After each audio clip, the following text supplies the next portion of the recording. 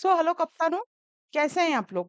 आप सभी का एक बार पुनः मेरे ऑनलाइन प्लेटफॉर्म जो यूट्यूब का मेरा प्लेटफॉर्म है एग्जाम वाला विद योगिता मोकाती, इस पर आपका पुनः स्वागत है।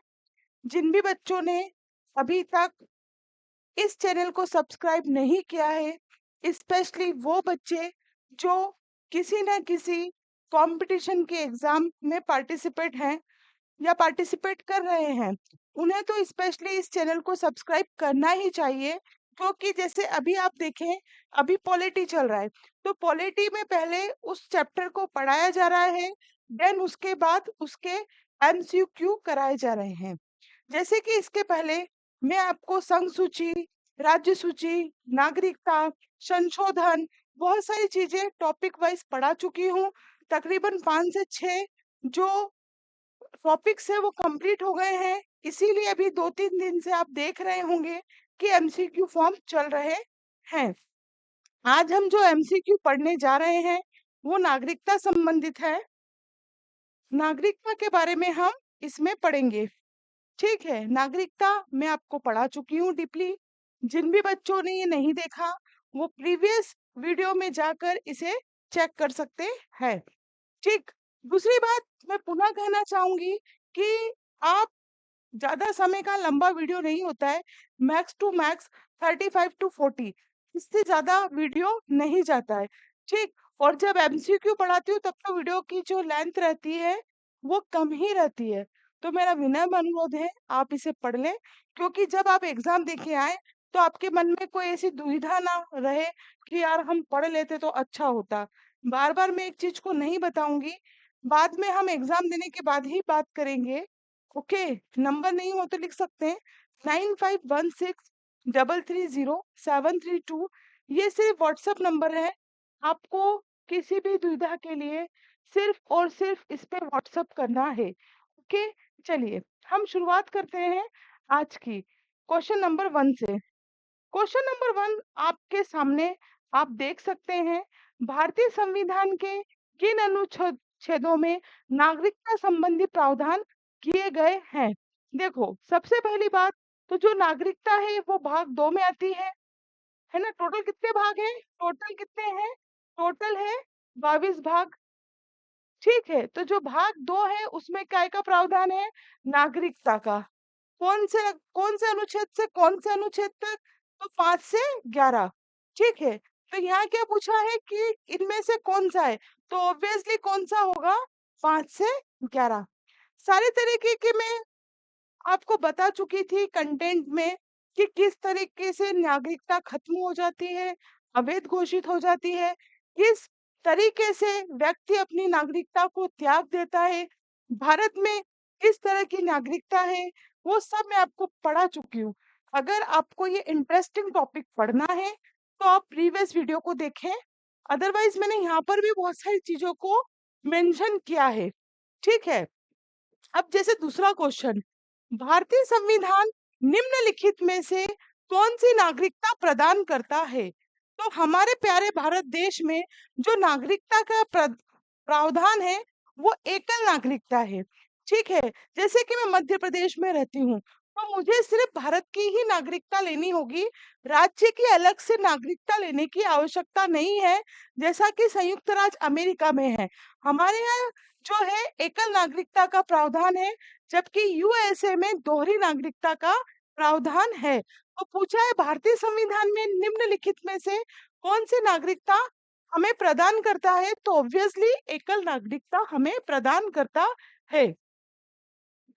किस अनुच्छेद के तहत संसद को नागरिकता के संबंध में कानून बनाने का अधिकार प्रदान किया गया है? तो ये अनुच्छेद 11। सारे अनुच्छेद मैंने बहुत अच्छे से आपको पढ़ाए हैं। पाकिस्तान से आना, पाकिस्तान को जाना, सारे एक एक आर्टिकल्स मैंने बहुत अच्छे से डिफाइन किए हैं। अब प्लीज उस वीडियो को देखें। जो बच्चे तैयारी कर रहे हैं वो जाकर बिल्कुल नागरिकता वाले वीडियो को देखें, प्लेलिस्ट में आपको मिल जाएंगे। चलिए, अब भारतीय नागरिकता प्राप्त नहीं की जा सकती। 4 ऑप्शन दिए हैं।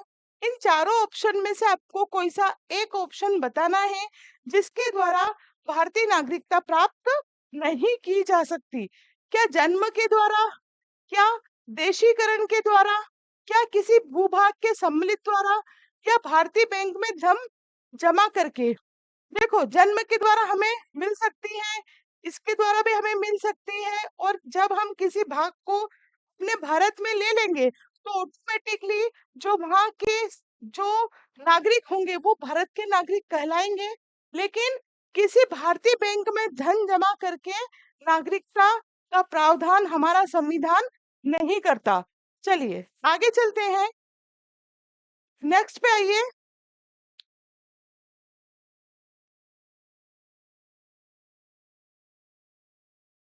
देशीकरण द्वारा नागरिकता प्राप्ति का एक तरीका है। कौन से चारों तरीके में से एक तरीका है जिसमें आप देशीकरण के द्वारा क्या कर सकते हैं, नागरिकता प्राप्त कर सकते हैं? तो इसका राइट आंसर है विदेशी पुरुष से विवाह करने पर। ठीक है, ये देशीकरण का नागरिकता, ये पूरा मैंने आपको उधर पढ़ाया है, आप जाके देख सकते हैं। नागरिक बनने की निम्नलिखित शर्तों में एक आवश्यक शर्त क्या है? नागरिक बनने के लिए निम्नलिखित शर्तों में से एक आवश्यक शर्त क्या है? किसी धर्म का समर्थन नहीं, उच्च जाति की सदस्यता नहीं, ये तो वैसे आर्टिकल 17 के तहत आप खुद ही समझदार हैं, इस चीज को क्या करता है, बैंड लगाता है। उच्च परिवार की सदस्यता ना, राज्य की सदस्यता। नागरिक बनने के लिए आवश्यक जो शर्त है चारों में से, उनमें से एक को पूरा करता है, राज्य की सदस्यता। पाकिस्तान से आकर भारत में नागरिकता प्राप्त करने संबंधी प्रावधान का वर्णन अनुच्छेद 6 में है। नागरिकता के लोप होने का एक नियम है। क्या नियम है? लोप किस किस उस पे होगी वो देखना है, परिवार से बिछड़ जाने पे नहीं। अगर आप परिवार से बिछड़ेंगे तो नागरिकता लोप खत्म नहीं होगी। भ्रमण के लिए विदेश जाएंगे, मान लो मेरी इच्छा है कि मैं अमेरिका घूम के आ जाऊं, तो क्या मेरी नागरिकता भंग हो जाएगी? कतई नहीं। तो ये भी गलत है। जो बच्चा शिक्षा प्राप्त करने के लिए विदेश जाता है, तो क्या इसका मतलब यह है वो भारत की नागरिकता उसकी समाप्त हो जाएगी? ये भी नहीं। हाँ, लेकिन हम देशद्रोह करते हैं, हमारे ऊपर अगर देशद्रोह का आरोप होता है, देशद्रोह लगता है, भगवान ना करे किसी के ऊपर लगे, कोई भी व्यक्ति ऐसा काम करे, अपने देश का खाए और यहाँ गद्दारी करे, ये तो होना भी नहीं चाहिए। तो उसके ऊपर क्या होगा, उसकी जो नागरिकता है वो लेप हो जाएगी, समाप्त हो जाएगी, लुप्त हो जाएगी, खत्म हो जाएगी। एक व्यक्ति नागरिकता के अधिकार कैसे खो सकता है? उनमें से एक कारण हो सकता है, एक व्यक्ति किसी दूसरे देश में 2 महीने के लिए चला जाता है, एक व्यक्ति दूसरे राज्य की नागरिकता ले लेता है, एक व्यक्ति राज्य के कर्तव्यों का प्रदर्शन नहीं करता, एक व्यक्ति बहुराष्ट्रीय कंपनी में कार्य करता है। जब एक व्यक्ति दूसरे देश की नागरिकता ले लेता है तो उसकी नागरिकता क्या हो जाती है? समाप्त हो जाती है। निम्नलिखित में से कौन सी शर्त भारत की नागरिकता प्राप्त करने के लिए नहीं है? है ना? कौन सी शर्त है जो भारत की नागरिकता प्राप्त करने के लिए नहीं है? अधिवास, वंशाक्रम, पंजीकरण, संपत्ति स्वामित्व। अभी ऊपर भी मैंने आपको ये पढ़ाया। हाँ, फिर है भारत की नागरिकता निम्न में से किस प्रकार प्राप्त की जा सकती है? भारत की नागरिकता निम्न में से किस प्रकार प्राप्त की जा सकती है?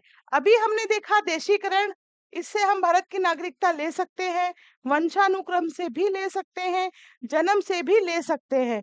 तो इसका राइट आंसर हो गया उपरोक्त सभी।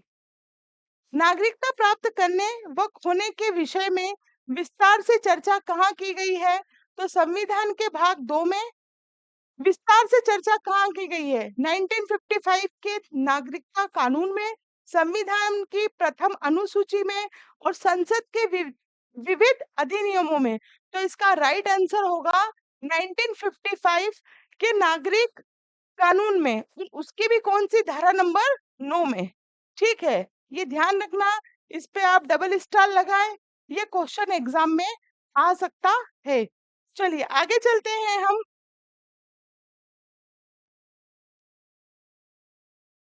किसी व्यक्ति की भारतीय नागरिकता निलंबित की जा सकती है। वह कौन सी सिचुएशन है जिसमें किसी व्यक्ति की जो नागरिकता है वो समाप्त की जा सकती है? यदि कोई व्यक्ति स्वेच्छा से दूसरे देश की नागरिकता ले ले, है ना, तो बिल्कुल समाप्त की जा सकती है। यदि वह नागरिकता के दायित्व से परिचित नहीं है, तो ये तो कोई बात नहीं, अगर वो परिचित नहीं है तो कोई दिक्कत नहीं है। यदि भारत सरकार को यह विश्वास हो जाए कि नागरिकता छल पूर्वक प्राप्त की गई है ना, नागरिकता निलंबित की जा सकती है, मतलब इसमें भी समाप्त नहीं होगी, इसमें भी समाप्त नहीं होगी, लेकिन छल पूर्वक अगर प्राप्त की है तो ये समाप्त हो सकती है, क्योंकि पूछा निलंबित की जा सकती है। तो मान लो कोई अपने नागरिक के दायित्व से परिचित नहीं है, तो उसमें तो समाप्त होने का कोई सवाल पैदा नहीं होता, नागरिकता ग्रहण कर लेता है। यदि कोई व्यक्ति स्वेच्छा से दूसरे, तो इसमें भी निलंबित की जा सकती है, ठीक है, इसमें भी निलंबित की जा सकती है। यदि व्यक्ति जन्म से देश का नागरिक है किंतु विदेशी राष्ट्र में युद्ध के दौरान वो शत्रु, मतलब देशद्रोहपना कर रहा है अपने भारत के प्रति, शत्रु देश की मदद कर रहा है, मतलब क्या, देशद्रोही हो गया ना। तो एक ये वाला ऑप्शन, इसमें कोई फर्क नहीं है, अगर ये इससे परिचित नहीं है, नागरिकता के दायित्व से परिचित नहीं है, तो उसमें नागरिकता की समाप्ति नहीं होती है, निलंबित नहीं होती है। तो इसका राइट आंसर हो जाएगा 1, 3, 4। 1, 3, 4 क्या होगा इसका राइट आंसर होगा। नागरिकता संशोधन अधिनियम 1992 के अनुसार, 1992 के अनुसार, अधिनियम के अनुसार ये दिए हैं ऑप्शन, इसमें क्या है पढ़ते हैं। किसी भी बच्चे को भारत में जन्म लेने के कारण स्वतः भारतीय नागरिकता नहीं दी जाएगी, बिल्कुल सही है। भारतीय पुरुष से विवाह करने वाली विदेशी महिला को भारतीय नागरिकता प्राप्त करने का अधिकार मिल जाता है, सही है। भारत के बाहर पैदा होने वाले बच्चे को यदि उसकी माँ भारतीय है तो उसे भारतीय नागरिकता प्राप्त होगी, यह भी सही है। इट मीन्स उपरोक्त सभी सही है। चलिए, कितने वर्षों तक लगातार बाहर रहने पर नागरिकता समाप्त हो जाती है? इसका आंसर तो आप लोग ही बताइए, मैंने चिल्ला चिल्ला के पढ़ाया था। तो 7 वर्ष तक। चलिए, ऐसे सभी व्यक्ति जो, यहाँ पे रिक्त स्थान इन चारों पांचों में से कोई सा ऑप्शन आएगा, ऐसे सभी व्यक्ति जो या उसके पश्चात भारत में जन्म ग्रहण किया हो उन्हें जन्मजात भारतीय नागरिक समझा जाएगा। तो 26 जनवरी 1950, 26 जनवरी, जिस दिन हमारा संविधान क्या हुआ, लागू हुआ, पढ़ते हैं इसको। ऐसे सभी व्यक्ति जो 26 जनवरी 1950 या उसके पश्चात भारत में जन्म ग्रहण किया हो, मतलब जन्म लिया हो, उन्हें जन्मजात भारतीय समझा जाएगा, सही है। संविधान भी लागू हो गया, अब उसके बाद अगर यहाँ जन्म ले रहा है बच्चा तो कहाँ जाएगा। निम्न में से किस स्थिति में किसी भारतीय व्यक्ति की भारतीय नागरिकता समाप्त होती है? त्यागने पर, अगर कोई बोल रहा है भैया त्यागना है, तो भैया बिल्कुल समाप्त हो जाएगी। माइग्रेट हो रहा है, समाप्त हो जाएगी। वंचित कर दिया किसी को, मान लो किसी ने देशद्रोह करा, उसको वंचित कर दिया, तो उसकी जो नागरिकता है वो समाप्त हो जाएगी। इट मीन्स उपयुक्त सभी। चलिए, निम्न में से किस स्थिति में किसी व्यक्ति को भारतीय नागरिकता से वंचित नहीं किया जा सकता, है ना, ये स्थितियां दी है। क्या इन स्थिति के अंतर्गत हमें हमारी नागरिकता से वंचित किया जा सकता है? मान लो निर्वाचन चल रहा है, तो यूं बोलेंगे क्या तुम्हारी नागरिकता समाप्त, नहीं बोलेंगे निर्वाचन के दौरान, आपातकाल के दौरान भी नहीं बोलेंगे, युद्ध के दौरान भी ऐसा नहीं होता है। तो उपयुक्त सभी। भारतीय संविधान में नागरिकता के प्रावधान कब लागू हुए? भारतीय संविधान में नागरिकता का प्रावधान कब लागू हुआ? क्या 1950 में हुआ? क्या 1949 में हुआ? क्या 1951 में हुआ? क्या 1952 में हुआ? तो इसका जो राइट आंसर है 1949।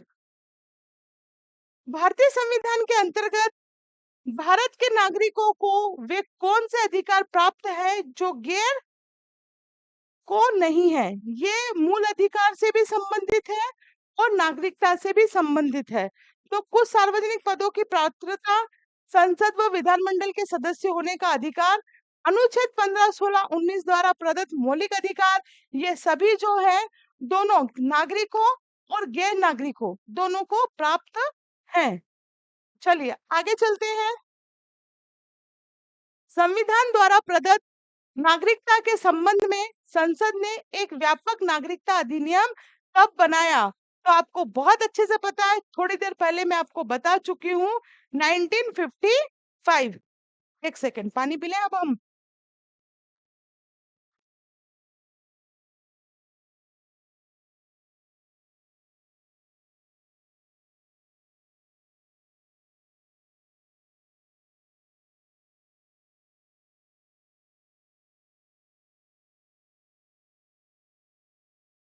गर्मी का बहुत प्रकोप है भैया, अपने आप को बचा के रखें। भारत में एकल नागरिकता की अवधारणा अपनाई गई है। कहाँ से अपनाई गई है? इंग्लैंड से। इंग्लैंड से नागरिकता को लिया गया है, एकल नागरिकता को। भारत में रहने वाला ब्रिटिश नागरिक दावा नहीं कर सकता, है ना। मान लो कोई भारत में बाहर से कोई रह रहा है तो वो किस चीज का दावा नहीं कर सकता? इन तीनों चीज का दावा तो कर सकता है, लेकिन व्यापार और व्यवसाय की स्वतंत्रता का अधिकार का दावा नहीं कर सकता।